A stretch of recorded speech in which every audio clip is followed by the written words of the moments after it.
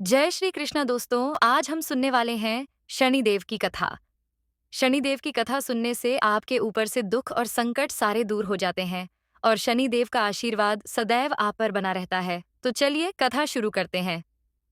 यदि दोस्तों आपने अभी तक हमारे YouTube चैनल को सब्सक्राइब नहीं किया है तो सब्सक्राइब करें और बेल आइकन को जरूर दबाएं, क्योंकि इससे हमारी आने वाली सभी वीडियो का नोटिफिकेशन आप तक पहुंच जाएगा।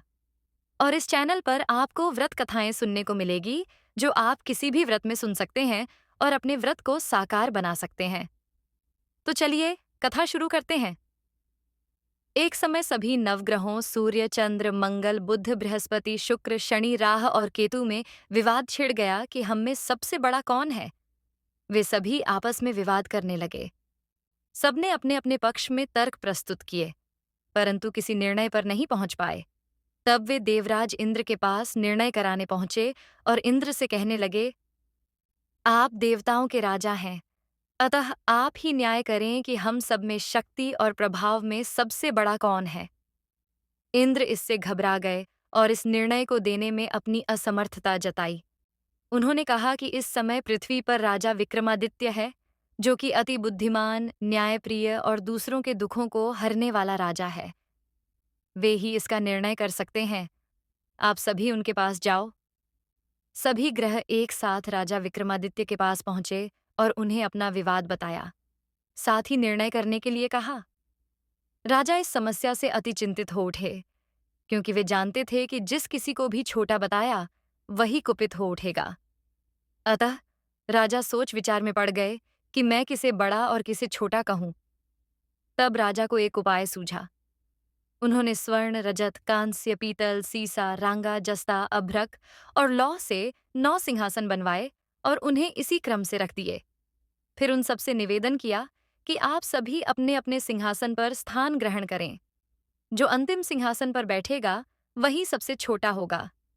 इस अनुसार लौह सिंहासन सबसे बाद में होने के कारण शनिदेव सबसे बाद में बैठे, तो वही सबसे छोटे कहलाए। उन्होंने सोचा कि राजा ने यह जानबूझकर किया है, अतः उन्होंने कुपित होकर राजा से कहा, हे राजा, तू मेरे पराक्रम को नहीं जानता। सूर्य एक राशि में 1 महीना, चंद्रमा 2.25 महीना 2 दिन, मंगल 1.5 महीना, बृहस्पति 13 महीने व बुध और शुक्र 1-1 महीने विचरण करते हैं। परंतु मैं 2.5 से 7.5 साल तक रहता हूँ। बड़े बड़ों का मैंने विनाश किया है। श्री राम की 7.5 आने पर उन्हें वनवास हो गया। रावण की आने पर उसकी लंका को बंदरों की सेना से परास्त होना पड़ा। अब तुम सावधान रहना। ऐसा कहकर कुपित होते हुए शनिदेव वहां से चले गए। अन्य देवता खुशी खुशी चले गए। कुछ समय बाद राजा की 7.5 की दशा आई। तब शनिदेव घाड़ों के सौदागर बनकर राजा के राज्य में आए। उनके साथ कई बढ़िया, सुंदर और अच्छी नस्ल के घोड़े थे। राजा ने यह समाचार सून अपने अश्वपाल को अच्छे घोड़े खरीदने की आज्ञा दी। उसने कई अच्छे घोड़े खरीदे। वे एक सर्वोत्तम घोड़े को राजा को सवारी हेतु दिया। राजा ज्यों ही उस पर बैठा, वह घोड़ा सरपट वन की ओर भागा। भीषण वन में पहुंच वह घोड़ा अंतर्ध्यान हो गया और राजा भूखा प्यासा जंगल में भेंटकने लगा। तब एक ग्वाले ने राजा को प्यास से व्याकुल देखकर पानी पिलाया। राजा ने प्रसन्न होकर उसे अपनी एक अंगूठी दे दी। वह अंगूठी देकर ग्वाले के बताए अनुसार राजा पास के एक नगर को चल दिया और वहां एक सेठ की दुकान पर जाकर बैठ गया। सेठ को उसने अपना नाम उज्जैन निवासी वीका बताया। तब सेठ ने उसे भद्र पुरुष समझकर जल पिलाया और भोजन का आग्रह किया। राजा भूखा था, अतः उसने भोजन करना स्वीकार कर लिया। शाम तक राजा वहीं बैठा रहा। भाग्यवश उस दिन सेठ की बड़ी बिक्री हुई, तो सेठ ने उसे अपने लिए भाग्यवान समझकर खुश होकर अपने साथ घर ले गया और एक सुंदर कक्ष में उसे बिठाकर भोजन करने लगा। वहां राजा ने एक आश्चर्यजनक घटना देखी कि एक खूंटी पर हार लटका हुआ है और खूंटी उस हार को निगल रही है। थोड़ी देर में पूरा हार गायब था। थोड़ी देर बाद सेठ भोजन करके उस कक्ष में आया। उसने आने पर देखा कि हार गायब है। उसने समझा कि वीका ने ही उसे चुराया है, क्योंकि वहां और कोई नहीं आया था। तो उसने वीका को चोर समझकर कोतवाल के पास पकड़वा दिया। सेठ की बातें सुनकर राजा ने भी उसे चोर समझकर उसके हाथ पैर कटवा दिए और उसे नगर के बाहर फेंकवा दिया। जहां वीका पड़ा था, कुछ समय बाद वहां से एक तेली गुजरा। उसे वीका पर दया आ गई और उसने वीका को अपनी गाड़ी में बिठा लिया। वह उसे नगर में अपने घर ले गया। वीका तेली के घर काम करने लगा। वह कोल्हू पर बैठकर बैल हाँकता। इस तरह 7.5 साल बीत गए। अब राजा विक्रमादित्य की शनि की दशा समाप्त होने को आई। एक रात वर्षा ऋतु में वह मल्हार राग गाने लगा। संयोग से उस समय वहां से उस नगर की राजकुमारी गुजर रही थी। राजकुमारी का नाम मनभावनी था। राजकुमारी को वह राग इतना भाया कि उसने मन ही मन प्रण कर लिया कि वह उस राग गाने वाले से ही विवाह करेगी। उसने सवेरे दासी को उस व्यक्ति को ढूंढने भेजा। दासी ने बताया कि वह तेली के घर काम करने वाला चौरंगिया है। अब राजकुमारी ने अपनी दासी को बताया कि वह उस राग गाने वाले से विवाह करना चाहती है। तो दासी ने यह बात रानी जी को बता दी। रानी ने राजकुमारी को समझाया कि वह चौरंगिया है और आपका विवाह तो किसी देश के राजकुमार के साथ किया जाएगा। परंतु राजकुमारी ना मानी।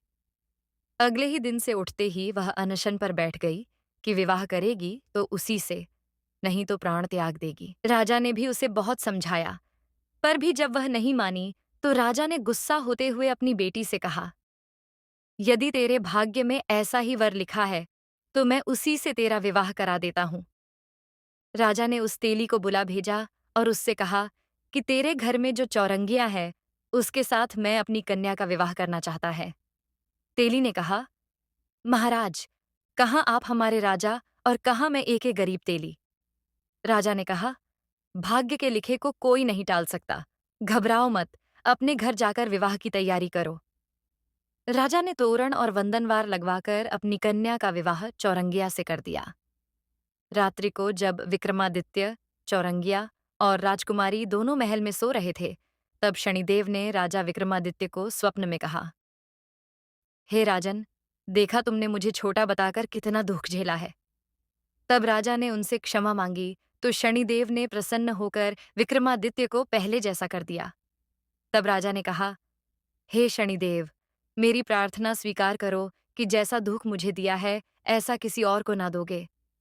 शनिदेव ने राजा की प्रार्थना मान ली और कहा, जो मेरी कथा सुनेगा या पढ़ेगा और व्रत करेगा उसे मेरी दशा में कोई दुख नहीं होगा। जो नित्य मेरा ध्यान करेगा और चींटियों को आटा डालेगा उसके सारे मनोरथ पूर्ण होंगे। ये कहकर वे अंतर ध्यान हो गए। साथ ही राजा को हाथ पैर भी वापस दे दिए।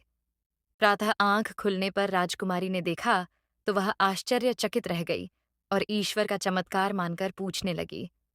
तो वीका ने उसे बताया कि वह उज्जैन का राजा विक्रमादित्य है। राजकुमारी ने प्रातः सखियों और दासी को यह बात बताई तो वे सभी अत्यंत प्रसन्न हुईं।